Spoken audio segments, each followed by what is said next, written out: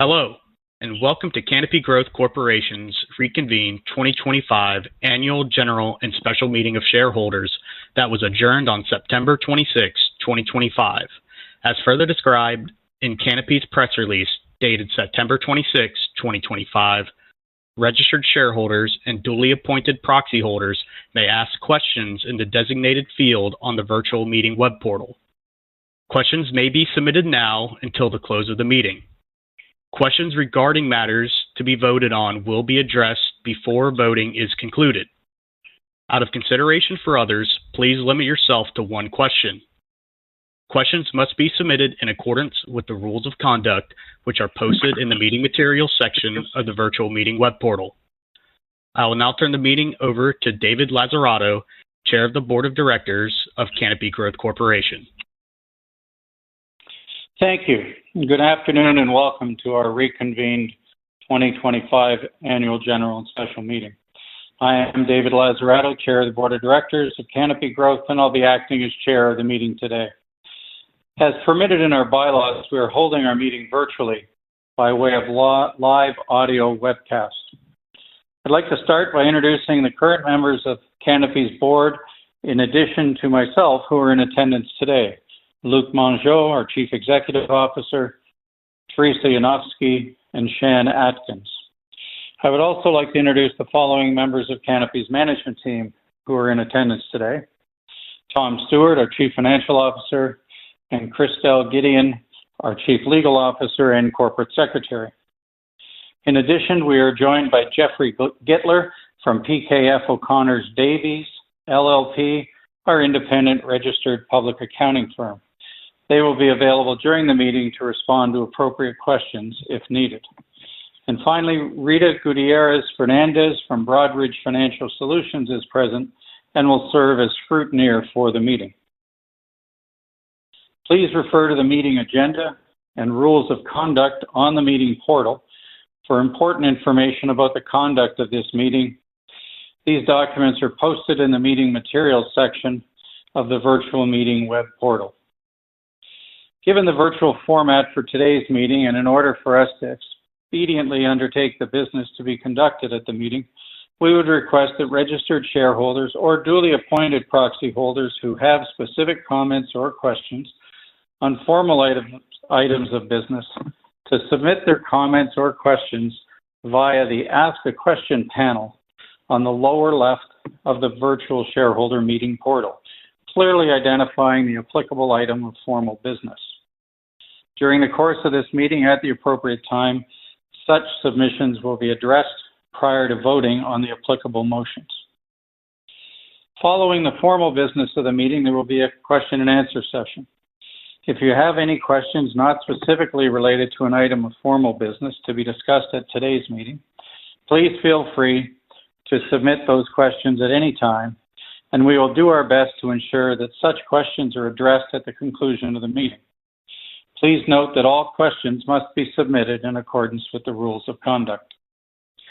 I would also like to provide the caution that to the extent we make forward-looking statements about our business or prospects in the course of today's meeting, any such statements are based on management's belief and opinions. Actual results may differ from these statements. We would refer you to the documents which the company files from time to time with the SEC and with Canadian securities regulators. In particular, we refer you to the information under the heading Risk Factors in Part 1, Item 1A of our annual report on Form 10-K filed with the SEC through EDGAR and with Canadian securities regulators on SEDAR+ on May 30th, 2025.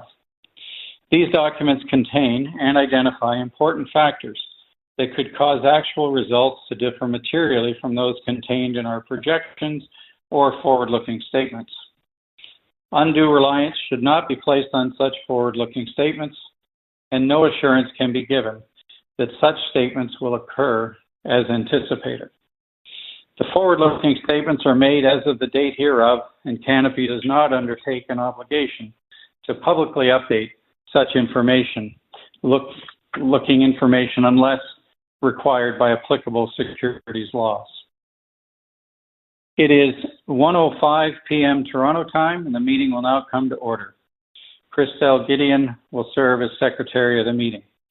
I hereby appoint Rita Gutierrez Fernandez from Broadridge to act as scrutineer. I will now open the business portion of the meeting. The quorum for the transaction of business at the meeting is the presence in person or by remote communication or by proxy, duly authorized, of the holders of 33 1/3% of the outstanding common shares entitled to vote at the meeting. The scrutineer has advised me that prior to the meeting, proxies were received from the holders of a sufficient number of common shares to constitute a quorum.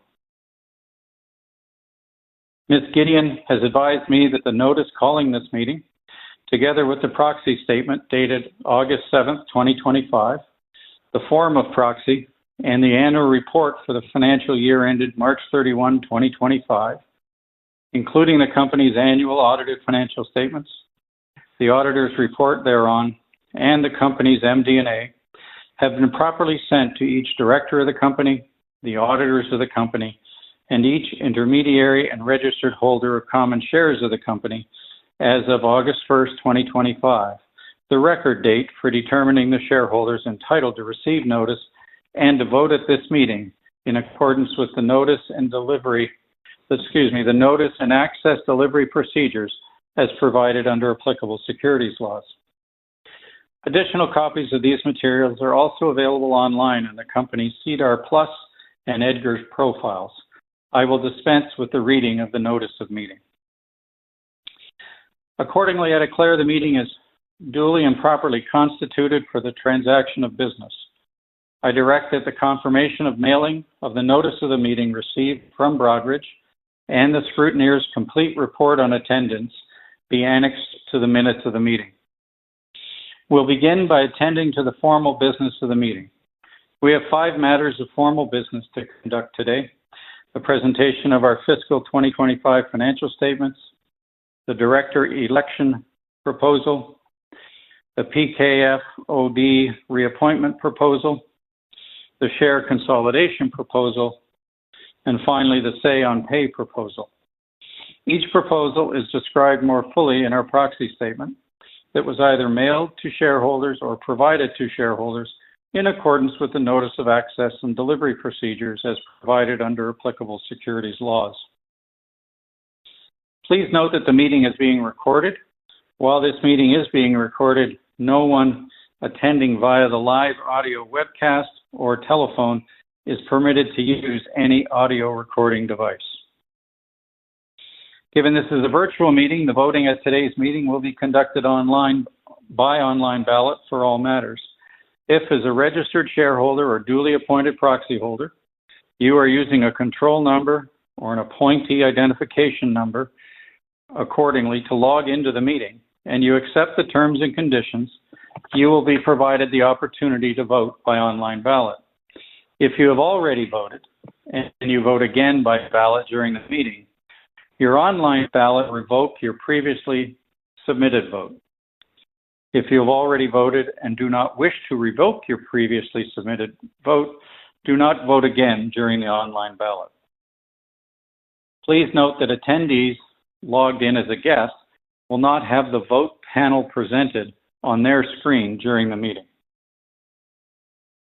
The polls will be open for all items of business to be voted on at the same time. This will allow you to vote on each item immediately, or if you prefer, you may wait until the conclusion of the discussion on each item prior to casting your vote. The items of business to be voted on and your available voting options will be visible on the voting panel on your screen by clicking the Vote Here icon. To submit a vote, please click on the voting choice displayed on your screen. You must click Submit for your vote to be counted. Once discussion has concluded on all items of business, we will provide a further additional few moments for you to enter your votes. I will then declare voting closed on all matters of business. Anyone who has not voted and wishes to do so, please do so at this time, as the polls will close following the presentation of the proposals to be voted on.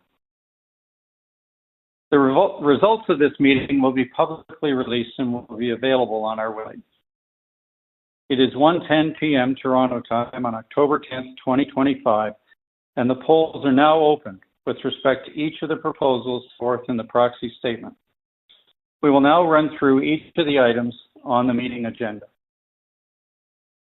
First matter of business is the presentation of Canopy's audited consolidated financial statements at March 31st, 2025 and March 31st, 2024, and for each of the years in the 3-year period ended March 31st, 2025. The financial statements, along with the auditor's report thereon, are available to shareholders for review and presentation under the meeting materials section of the virtual meeting web portal. The financial statements and the related auditor's report are also included in our annual report, which can be accessed under Investor Events tab in the Investors section of our website. We will dispense with the reading of the auditor's report. These documents are now placed before the meeting. No vote is required for the reception of these documents. Accordingly, I declare these documents have been received. We will now proceed to the proposals to be voted on. The first proposal is the Director Election Proposal, which is a proposal to elect 5 nominees nominated by the Board to serve as directors until the next annual general meeting of shareholders or until his, her, or their successor is duly elected or appointed. The nominees are myself, David Lazzarato, Luc Mongeau, our Chief Executive Officer, Teresa Yanofsky, Shan Atkins, and Joe Bairn. The biographies of each nominee are set forth in the proxy statement. We will now conduct the vote by way of online ballot. As previously noted, registered shareholders or their duly appointed proxy holders can vote by online ballot by selecting the applicable voting options by clicking the Vote Here icon. If you have previously voted, it is not necessary to vote again on this ballot. The second proposal is the PKF O'Connors Davies reappointment proposal, which is a proposal for the reappointment of the company's auditor and independent registered public accounting firm for the fiscal year 2026 and the authorization of the company's board of directors or any responsible committee thereof to fix PKF O'Connors Davies remuneration. We will now conduct the vote by way of online ballot. As previously noted, registered shareholders or their duly appointed proxy holders can vote by online ballot by selecting the applicable voting options by clicking the Vote Here icon. If you have previously voted, it is not necessary to vote again on this ballot. The third proposal is the Share Consolidation Proposal, which is a proposal for the option of a special resolution approving the amendment to the articles of the company, provided that the authorized capital of the company be altered by consolidating all of the issued and outstanding common shares and exchangeable shares of the company on the basis of a ratio to be determined by the board in its sole discretion within a range of 1 post-consolidation share for every 5 to 15 outstanding pre-consolidation shares. Such amendment to become effective on such date and time the board may determine within 1 year of the date hereof, with the exact ratios to be set as a whole number within this range by the board in its sole discretion and applicable for both the common shares and exchangeable shares, and to any fractional shares arising from the consolidation of the common shares and exchangeable shares will be deemed to have been tendered by the registered owner of the company for the cancellation for no consideration as described in the proxy statement. We will now conduct the vote by way of online ballot. As previously noted, registered shareholders or their duly appointed proxy holders can vote by online ballot by selecting the applicable voting options by clicking the Vote Here icon. If you have previously voted, it is not necessary to vote again on this ballot. The fourth proposal is the Say on Pay proposal, which is a proposal for the adoption of an advisory, non-binding resolution approving the compensation of the company's named executive officers as described in the proxy statement. We will now conduct the vote by way of online ballot. As previously noted, registered shareholders or their duly appointed proxy holders can vote by online ballot by selecting the applicable voting options by clicking the Vote Here icon. If you have previously voted, it is not necessary to vote again on this ballot. We will now proceed with the process for completing the voting on the items of the business of the meeting. Ms. Gideon, have any questions come in from shareholders specifically on any of the matters of formal business?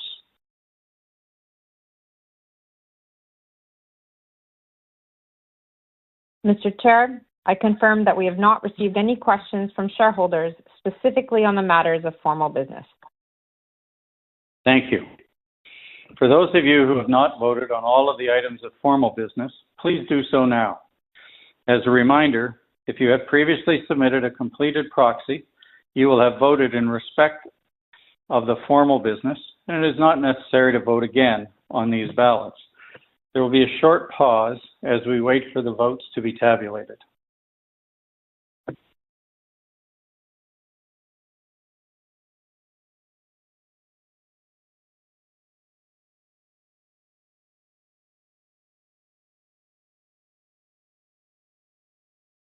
It is 1:16 p.m. Toronto time on October 10th, 2025, and the polls are now closed.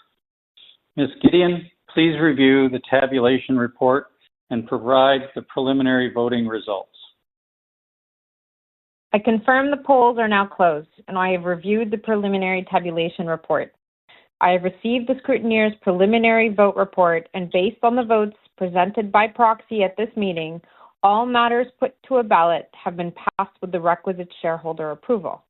Accordingly, as a result, I hereby declare each of the nominees for election as a director pursuant to the director election proposal have been elected, and each of the PKFOD reappointment proposal, the share consolidation proposal, and the say on pay proposal has passed. A final report disclosing the number of votes cast in favor of or withheld from voting for each item of business at this meeting will be reported as part of the report of voting results to be filed on SEDAR+, and disclosed in a press release promptly following the meeting, and in a Form 8-K to be filed within 4 business days of this meeting. Thank you, Ms. Gideon. There being no further business to come before the meeting, it is now 1:18 p.m. Toronto time, and the annual general and special meeting is now adjourned. I want to thank you for attending today's meeting and for the support you have shown for Canopy Growth Corporation. We will now begin a brief question and answer session where our CEO, Luc Mongeau, will be answering questions submitted by shareholders. Tom Stewart, our CFO, will moderate the question and answer session. Thank you, Mr. Chair. We will try to answer as many questions as possible. Only questions submitted in accordance with our rules of conduct posted on the meeting site will be addressed. If we did not answer your submitted question and you believe it conform to the rules of conduct, please email your question to invest@canopygrowth.com and someone from our team will get back to you. With that, we will begin with the first question. We've received a question about the outlook of cannabis regulation reform in the U.S. Luc, would you like to take that question? Absolutely. Thank you, Tom. We're hearing a lot of news and rumors about possible rescheduling or changes in regulation in the U.S. And while this is very exciting, we're not going to speculate about potential dates that such rescheduling would happen. What's really important is that through our investment with CUSA, we are extremely well positioned. Canopy Growth is extremely well positioned to benefit, to take advantage of these potential changes in regulation. Thank you, Tom.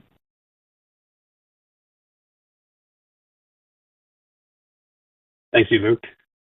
There are no further questions at this time. This concludes the question and answer period of our call. Thank you, Tom, and thank you all for joining us today and for your continued support of Canopy Growth Corporation. We look forward to sharing exciting new developments and products with you and our customers over the coming year. I will now pass the call back over to the operator. That concludes the meeting. You may now disconnect.